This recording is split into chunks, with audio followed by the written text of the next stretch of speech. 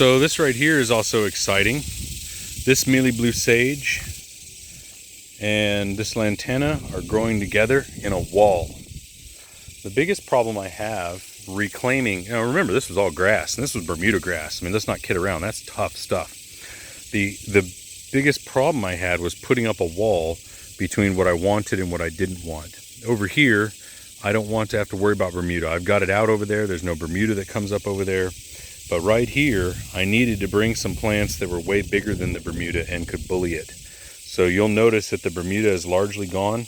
It is in here, but you'll also notice where the curb is. You see where the curb is? The curb comes right here. Curb is right here and right up there. That's the curb. So the Bermuda's got about this much of a strip that it's living in. I'm going to come through there and nuke it here in a little bit. This is one of my favorite flowers.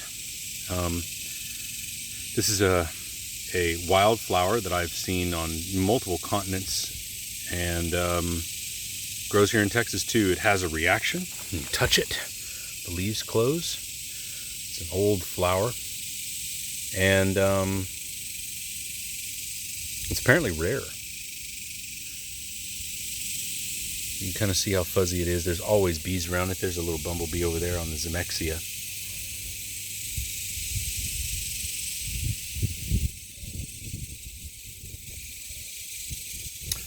Yeah, so this is purple coneflower, or echinacea. My little girl, Alyssa, wanted a wild flower, and she picked this one, so this is over here.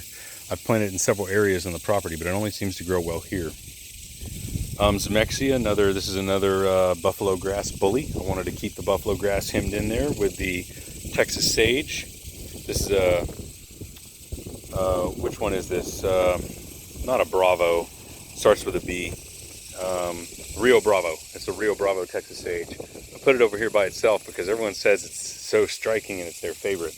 My favorite is that big silver one right there. Silverado, or actually that's Eldorado. I've got a Silverado up here. And so I really like this Eldorado right here. I'm trying to grow a whole bunch more. Regardless, it's got cannas. So, all of these are small leaves. Small. But these are huge, nice big leaves. It seems to be kind of the trend in landscaping right now is to put a big leaf in with a bunch of small leaves. And so I didn't want to use thorns because that's how most people do it. They use big, long, thorny stuff. I wanted to use cannas, something that you can approach and you can touch. And nice, big, look at that. Isn't that just awesome? Again, back in the back here, I've got some buffalo grass killers. See this area right here? The buffalo grass is trying to come in right there, but I've got lantana that I'm growing. I'm going to put lantana all in through here.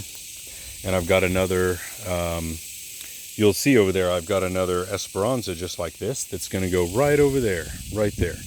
And then lantana's right here. So the buffalo grass is hosed. It's toast. Speaking of lantana, there's a new gold lantana. I've got 3 different kinds of lantana in this bed.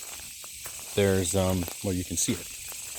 See the different flowers. This one has more red to it. This one has more yellow and orange, pink. So I believe this one's called confetti, I think. And I'm not sure what this one is, but you can definitely see a difference even in the way it grows and the structure. It's a little bit smaller. So 2 different kinds here. And then this one over here. This is definitely the attractant, and this is the butterfly garden. Watch this. You can see them scatter everywhere when I walk up. They are everywhere. See them? Lots of butterflies coming in. There's butterflies all over the place. I'm going to back out and let them have it again. But I put the attractant and their favorite plants all in the same bed. This whole yard, my entire yard over here, is a butterfly garden. And so I've got it all over here. Up there, I've even got some butterfly food over there, a couple kales I've got left. So this is Greg's mistflower, and you'll notice that the butterflies are just clamoring to the Greg's mistflower. It's also a tropical sage growing in the middle right there of those. Hasn't started blooming yet. I'll pull that guy and put him somewhere else. Back there, we've got chives. I've got a bunch of edibles back here in this area, so I've got chives back here. Chives will beat up some Bermuda. That's what I need, Bermuda killers. You can look at that thing. Look how big that thing gets. So I've crowded the chives over here. I planted all these chives from seed. All those chives over there, they're doing really well. So this whole area right here is just going to be chives, chives, chives. I want to keep the deer out of here, and they hate chives. You can see I'm trying to grow another Silverado right here. I'd love to grow another one right here, and if that one catches on, then I'll be moving this Salvia Greggii right there. I like the Salvia Greggii, but it's just kind of out of place right there. You can see all of these pots. These are all still attached to the mother plant, and I'm trying to grow them. So there's a cut in here somewhere, and you can see the cut right here. And I've got the Texas sage. It's growing up now. Some of them are growing up. They don't all work. Let's see this one. Oh yeah, that one's, no, well, see, that one's not even able to root because it's not in the dirt. So sometimes they work, sometimes they don't. But I find this is an easy way to get new plants. More chives under there. Those chives, man, those chives used to be big compared to that Texas sage. Now they've got to go. I got to move them, and I'm going to move them over to where the other chives are. So you can see here, this is my border. This is the border against the Bermuda grass. And this first year, I've got to help it along. But in about another 3 months, I'm going to need to help the Bermuda if it wants to get established, because the Greg's Mistflower is going to spill over this way in about October. It's going to get really big. And once it spills over, I won't have to worry about the Bermuda anymore. I'll have a nice big barrier here, a nice big barrier in the background, nice big barriers up front. So you can see all the butterflies. Oh, and a couple other shrubs I guess I didn't point out.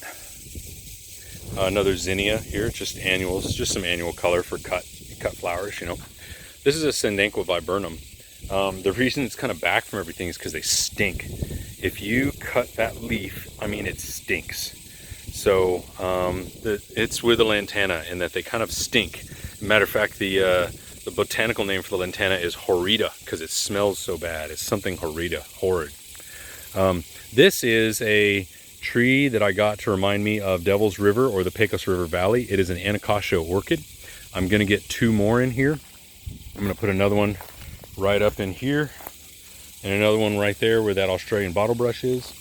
And they require about 6 inches of water per year. It's going to take a year for it to get established. That's a first year, well, my first year planting. It's about a 4-year-old tree or 3-year-old tree. But regardless, I'm going to get a couple more and put them in here. They are deciduous, but they are amazing. And they're great for butterflies. So butterfly garden's going to be done in fall. I mean, there's not that much to do. All this filler here, see this space right here? I'm going to fill with a purple sage called a majestic sage. And I'm sorry. Mystic Spires sage is what I'm going to fill it with. And so when I fill this area right here with Mystic Spires sage, there's going to be no room for the Bermuda. Back here is going to be filled with Mystic Spires sage. And then over here, it's going to be beautiful.